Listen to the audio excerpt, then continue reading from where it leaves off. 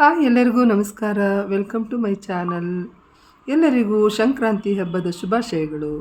ಸಂಕ್ರಾಂತಿ ನಮ್ಮ ಭಾರತದ ಪ್ರಮುಖ ಹಬ್ಬಗಳಲ್ಲಿ ಒಂದಾಗಿದೆ. ಈ ಹಬ್ಬವನ್ನು ಬೆಳೆ ಕಟಾವು ಮುಗಿದ ಸಂತೋಷದ ಸಂಕೇತವಾಗಿ ಆಚರಿಸಲಾಗುತ್ತದೆ. ರೈತರು ಹೊಸ ಬೆಳೆಗಾಗಿ ಪ್ರಕೃತಿಗೆ ಕೃತಜ್ಞತೆ ಸಲ್ಲಿಸುತ್ತಾರೆ. ಎಳ್ಳು ಬೆಲ್ಲ ಹಂಚಿಕೊಳ್ಳುವ ಮೂಲಕ ಸೌಹಾರ್ದತೆ ಮತ್ತು ಸ್ನೇಹವನ್ನು ಸಾರುತ್ತಾರೆ. ಸಂಕ್ರಾಂತಿ ಹೊಸ ಆರಂಭ, ಸಂತೋಷ ಮತ್ತು ಸಮೃದ್ಧಿಯನ್ನು ತಂದಿಡುವ ಹಬ್ಬವಾಗಿದೆ. ಬನ್ನಿ, ನಮ್ಮನೆಯಲ್ಲಿ ನಾವು ಸಂಕ್ರಾಂತಿ ಹಬ್ಬವನ್ನು ಯಾವ ರೀತಿ ಆಚರಿಸಿದ್ವಿ ಅಂದ್ಬಿಟ್ಟು ನಿಮಗೆ ಈ ವಿಡಿಯೋನ ಶೇರ್ ಮಾಡ್ತಾಯಿದ್ದೀನಿ. ದಯವಿಟ್ಟು ವಿಡಿಯೋನ ಎಲ್ಲೂ ಸ್ಕಿಪ್ ಮಾಡದೆ ಕೊನೆವರೆಗೂ ನೋಡಿ. ಹಾಗೆ ಯಾರು ಚಾನಲ್ನ ಸಬ್ಸ್ಕ್ರೈಬ್ ಮಾಡ್ಕೊಂಡಿಲ್ಲ ಅಂದರೆ ಚಾನಲನ್ನು ಸಬ್ಸ್ಕ್ರೈಬ್ ಮಾಡಿಕೊಂಡು ವಿಡಿಯೋವನ್ನು ಕೊನೆವರೆಗೂ ಸ್ಕಿಪ್ ಮಾಡದೆ ನೋಡಿ.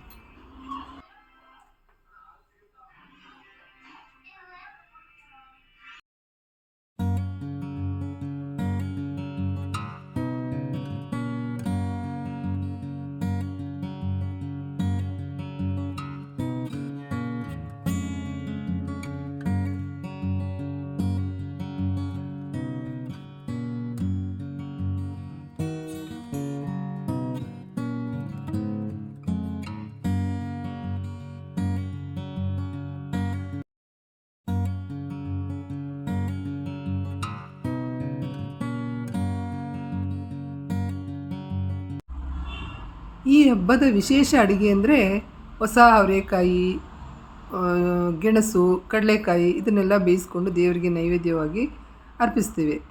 ಮತ್ತು ಇದು ತುಂಬ ವಿಶೇಷತೆ ಏನಪ್ಪ ಅಂದರೆ ಇತ್ಕವರೆ ಅವರೆಕಾಯಿನ ತಂದು ಹಳ್ಳಿಗಳಲ್ಲಾದರೆ ಹೊಲದಲ್ಲೇ ಹೊಸದಾಗಿ ಕುಯ್ದು ಅದನ್ನು ಬಿಡಿಸಿ ಕಾಳನ್ನು ಇತ್ಕವರೆ ಅಂತ ಮಾಡ್ತಾರೆ. ತುಂಬ ವಿಶೇಷ ಅಂದರೆ ಈ ಸಾರನ್ನು ಎಲ್ಲರ ಮನೆಯಲ್ಲೂ ಸಾಮಾನ್ಯವಾಗಿ ಇತ್ಕವರೆಯನ್ನು ಮಾಡ್ತಾರೆ ಈ ದಿವಸ. ಮತ್ತು ನಮ್ಮ ಮನೆಯಲ್ಲಿ ಇವತ್ತು ಇತ್ಕವರೆ ನನ್ನ ಮಗಳಿಗೆ ತುಂಬ ಇಷ್ಟ ಅಂತೇಳಿ ಇತ್ಕವರೆ ಸಾರು ಮಾಡ್ತಾಯಿದ್ದೀನಿ. ಅದರದ್ದು ರೆಸಿಪಿನೆಲ್ಲ ನಾನು ನೆಕ್ಸ್ಟ್ ವಿಡಿಯೋದಲ್ಲಿ ಶೇರ್ ಮಾಡ್ತೀನಿ. ಮತ್ತು ನಮ್ಮ ಮನೇಲಿ ಇವತ್ತು ಉದ್ದಿನವಡೆ ಮಾಡ್ತಾಯಿದ್ದೀನಿ. ಆ ರೆಸಿಪಿನೆಲ್ಲ ಶೇರ್ ಮಾಡಿದ್ದೀನಿ ನಿಮ್ಗೆ ಆಲ್ರೆಡಿ.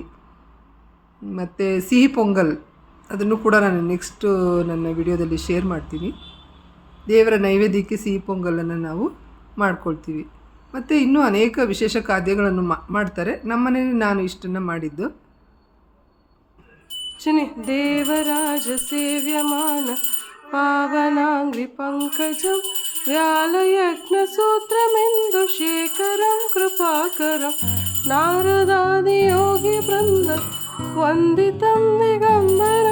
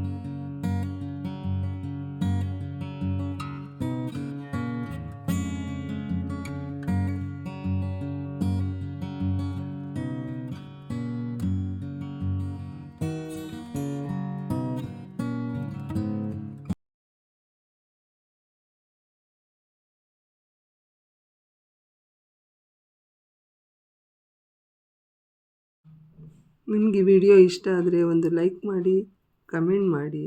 Thank you.